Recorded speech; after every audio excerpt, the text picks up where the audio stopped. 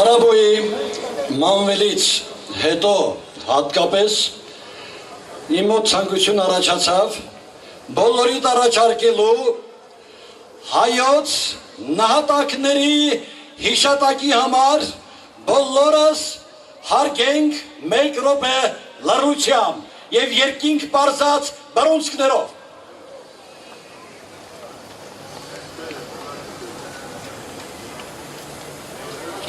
Շնորհակալություն երբ որ մեր հերոս ազատամարտիկները մարտնչում էին բազմապատիկ անգամ թվով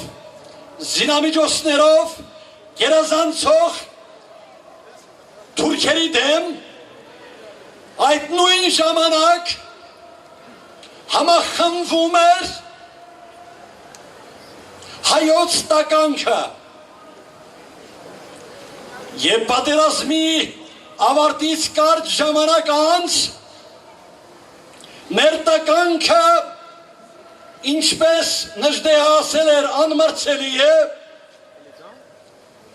օկուպացրեց ոչ միայն Հայաստանի Հանրապետությունը օկուպացրեց Արցախը հայոց ազատագրված տարածքները նաև ոչ մի օտար բացառությամբ Լենք Թեմուրի այնպես չի կերեկել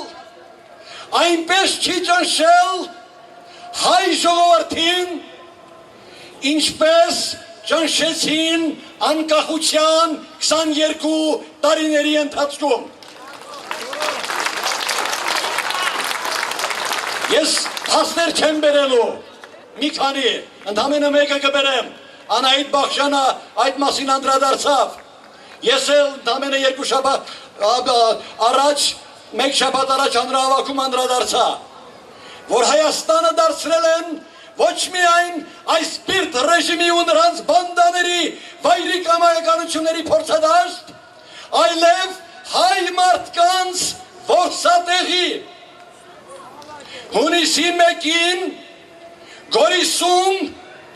սպանվեց ոչ միայն վաստակած հեղինակություն վայելող Ավետիք Բուդաղյանը, գնդակահարվեց նաև հայոց բանակի լավագույն զորամասի հրամանատար Արտակ Բուդաղյանը, գնդապետ Արտակ Բուդաղյանը։ Սրանից 40 օրեր առաջ Լեռնային Ղարաբաղի Հանրապետության պաշտպանության բանակի հրամանատար գեներալ լեյտենանտ Մովսես Հակոբյանը մամուլով հայտարարեց, որ Արտակ Բուդաղյանը հայոց բանակի հպարտությունն է։ Պարոն գեներալ լեյտենանտ, հայոց բանակի պարոնայք գեներալներ ու սպաներ, վերջապես արթնացեք լեթարգիական քնից եւ գիտակցեք, որ Հայաստանում գնդակահարվել է հայոց բանակի հպարտությունը, հայոց բանակի արժանապատվությունը։ Էլ ինչ փաստ է պետք։ Հարգելիներս, դրա համար մենք հեծանիվ չպետք է հայտնագործենք, մենք ընդամենը պետք է հետևենք մեր հայք նահապետի օրինակին, մարդկության պատմության առաջին ազատամարտիկի օրինակին և կատարենք նրա պատվիրանները, մայր հայրենիքում ազատ ու արժանապատիվ ապրելու պատվիրանը։ Դրա համար բոլոր պատասխանատու և վճռական հայորդիները պարտավոր են ենթարկվել, համախմբվելու, կազմակերպվելու, ազատության հրապարակը կրկին դարձնելու մեր ազգային բարոյականության օազիսը, հայոց ոգեղեն խոյանքի էպիկենտրոնը, բռունցքվելու այս հրապարակում պարտավոր են գիտակցել, որ հայրենիքը վտանգի մեջ է, մայր Հայաստանն է կանչում, բռունցքվելն է փրկությունը Հայաստանի, բռունցքվելն է փրկությունը Հայաստանի։ Բոլորս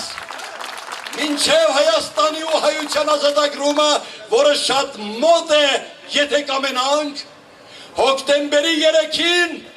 մասնակցում ենք վճռականորեն հանդուգն կերպով ազատամարտիկների հրավիրած հանրահավաքին։ Այդ օրը դարձնում ենք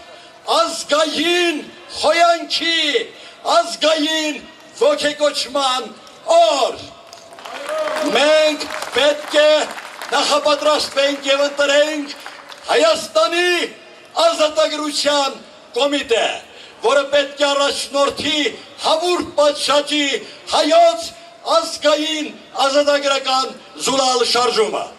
Ավարտում եմ բանաստեղծի խոսքով. արյունից ծորած բոսոր մի կարմիր, երկնքից պոկված երիզ մի կապույտ, հասուն հասկերի շող նարնջագույն և սերժանտալիստկայական խավարի վրա դրոշ երագույն, դրոշ երագույն, դրոշ երագույն։